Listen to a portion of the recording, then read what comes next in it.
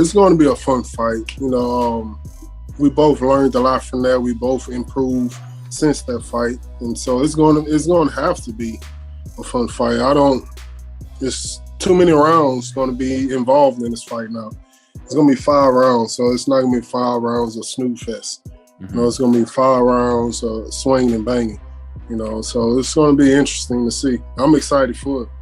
Who do you blame more for that fight, him or you? I blame myself. I blame myself. It really wasn't his fault. I'm not going to sit up here and blame him. I'm going to say it was my fault mostly. I came in that fight and half-ass trained and didn't take care of my body the way I was supposed to that fight. So I blame myself.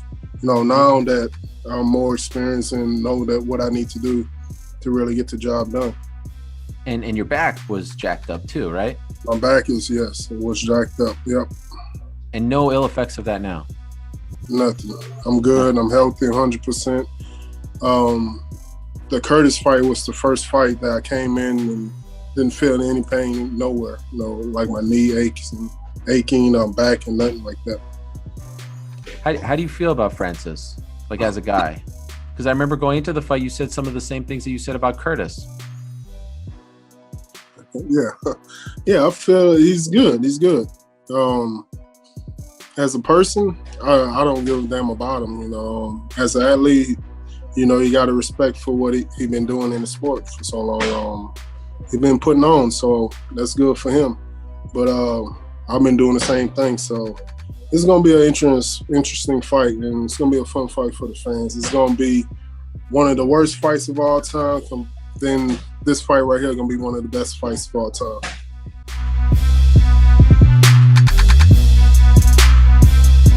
This is a message to Francis Ngannou and the UFC guys. Look, you want some of this Gypsy King money, you know where to come and find it. You want some of this Gypsy King power, I'll give it you. Anytime, any place, anywhere, 7 days a week and twice on a Sunday, you big ugly dosser. And while I'm on a rant, I may as well call out one more person. A big useless dosser. Not a real fighting man, a hype job, body build, CrossFit. Big, ugly house. That's Anthony Joshua. AJ, if you're out there, let's make this fight happen, you big dosser. You big house bum dosser. And I'm going to smash your face in too. And there's not one thing you can do about it. Prove me wrong, sucker. Prove me wrong. I'm number one. Uno. Just been thinking. Another message for AJ. AJ, if you go past 3 rounds with me, I'll quit in the corner. Because that's how confident I'm taking you cold out within the first 2-3 rounds. Out. Out like a light switch.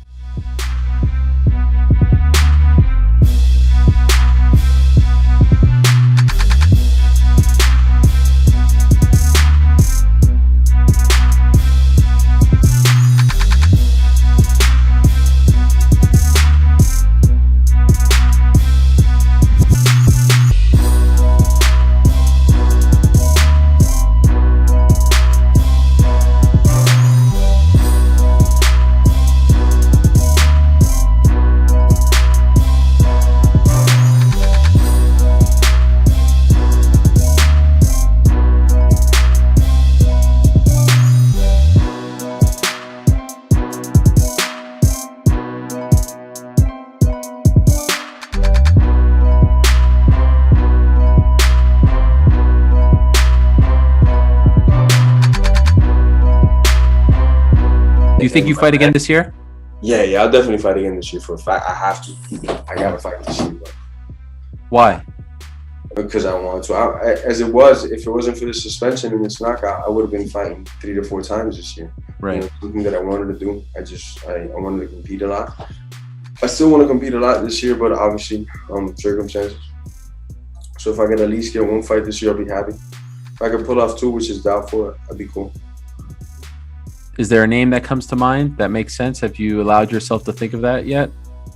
No, because I want to call out whoever I think I'll be able to actually fight, and I don't know what the landscape will look like when I'm cleared to fight, and all that stuff. So I'll wait, and somebody will rise, and I'll take that somebody on. There's no one in the back of your mind? There's several people, but I don't want to give nobody no shine until it's time. The one guy that was brought up a lot was a guy who was in attendance on Saturday, the older brother of a former foe of yours, Nick Diaz. Definitely, Nick is a stud. Nick wants to throw down. I'm more than eager to throw down. You know, like I said, I'm gonna do it at my time. I'm not gonna take no short notice fights. I don't care who it is. I'm not gonna do that right now. But if Nick does want to fight towards the end of this year, what could I say, man? I'm here. You wanna do right for your brother? Let's go. You know, I heard a lot of interviews that he wasn't too keen on what I did to his little brother. Neither would I. You know, I feel for Nick in that situation. I know what I'd want to do if somebody did that to my little brother. So let's go, you know.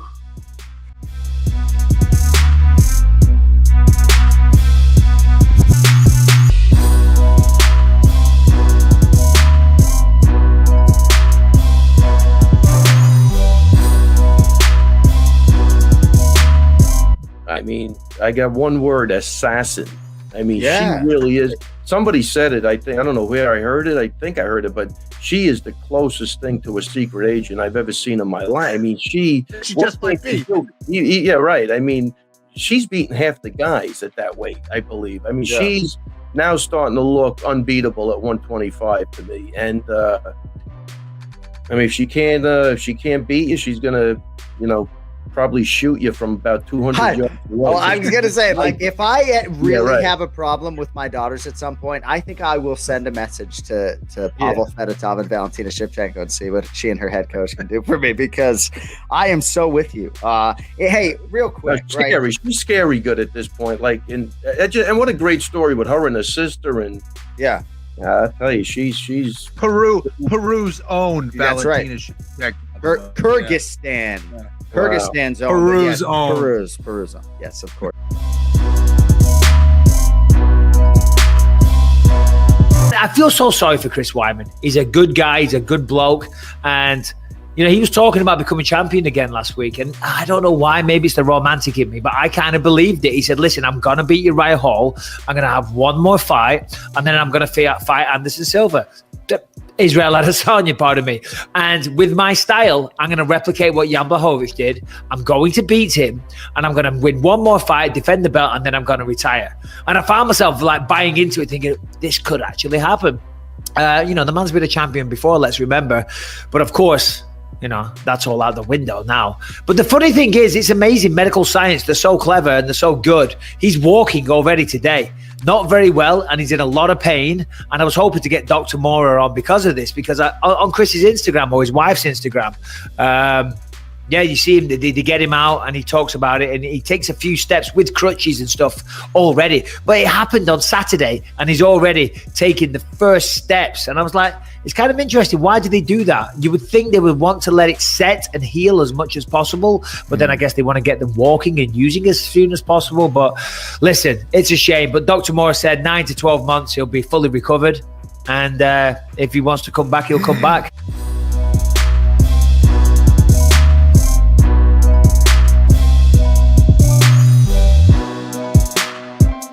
So the first thought when you felt my leg break, so this is kind of crazy.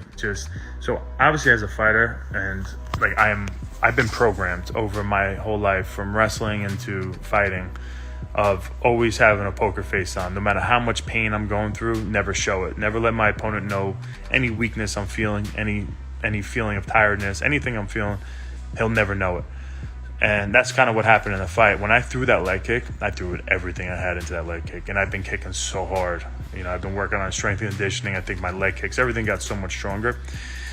And I don't think my calf knew. I don't think my shin bone knew the power I was bringing. Anyway, as soon as I hit him with that kick, I knew it was super hard. It was so concussive. The sound I do remember. Now looking back, it was my whole leg snapping, but I didn't realize that. I just thought it was like a crazy good leg kick that landed super hard. And I remember looking at Uriah Hall in the face, and he had like this poker face on. I'm like, oh yeah, bro, I know that won't hurt you. I knew he was going to be feeling that, and all I could think about was like, I land like one more of those. He has to go down, because that was freaking brutal. And as I put my foot down, I don't remember putting my foot down and feeling any of the pain or anything like that, because I was still focused on letting him know I was good. And then I guess as my leg snapped underneath me, I happened to look down, and when I see my leg look like rubber, that's when I think I just went into a crazy weird spot. I just went face down, and it was like a nightmare. I just couldn't, in my head, I'm like, there's no way that was my leg. There's no way I just was looking at my leg and my leg looked like that. So that's what was kind of going through my head. And then the next thought was stay calm. So I went so calm to where I wasn't making any noise. I had my face down. Things started exploding around me with the referee and the doctors. Everybody's rushing in and everybody's going nuts. And I was just breathing slowly, calm, trying to deal with the pain, not making any noise. And I stayed so calm to the point that Herb Dean starts going, he's out, he's unconscious. And I look up at him, I'm like, I'm good, I'm just staying calm. And I put my head back down. And then from that point on, I was like, they're asking me if they could feel the pulse in my foot. And I could feel one doctor, he's picking up on my heel, and he doesn't realize my leg snapped in half. And so my leg's bending again. I'm screaming in pain. And I'm just begging them to please be careful. My leg snapped in half. Please be careful. And then I was like, please get me medicine. Please get me medicine. The pain was so bad. I was just begging for medicine. Please put me out. And then from that point on, they told me they were not going to be able to give me medicine until I get into the ambulance. So at that point, it was me praying, for me singing. I was humming. I was just making weird noises just to like not hear also what these people were saying, because they were talking about, I don't feel a pulse. I do feel a pulse. And I've been around enough to know, all right, if I don't have a pulse in my foot, that means my foot's dying. So now I'm thinking worst case scenarios. And honestly, I remember thinking, okay, even if they have to cut off my leg and give me a prosthetic leg, like, I'll be able to, still do things with my kids. And I started thinking of positive things out of the whole thing. I'm not going to get emotional. There was a small bit of emotion right there, but I'll cut it off. I did enough crying today, honestly, talking about this type of stuff on camera that you'll see on my YouTube channel, so I'll save it for that.